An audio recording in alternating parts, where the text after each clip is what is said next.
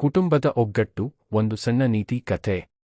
ಒಂದು ಹಳ್ಳಿಯಲ್ಲಿ ರಾಮು, ಅವನ ಹೆಂಡತಿ ಲಕ್ಷ್ಮಿ ಮತ್ತು ಅವರ ಇಬ್ಬರು ಮಕ್ಕಳು ಸಂತೋಷವಾಗಿ ವಾಸಿಸುತ್ತಿದ್ದರು. ರಾಮು ದಿನವಿಡೀ ಕೆಲಸ ಮಾಡಿ ಕುಟುಂಬವನ್ನು ನೋಡಿಕೊಳ್ಳುತ್ತಿದ್ದನು. ಒಂದು ದಿನ ಸಣ್ಣ ವಿಷಯಕ್ಕೆ ರಾಮು ಮತ್ತು ಲಕ್ಷ್ಮಿ ಜಗಳ ಮಾಡಿಕೊಂಡರು. ಮಕ್ಕಳೂ ಕೂಡ ಬೇಸರಗೊಂಡರು.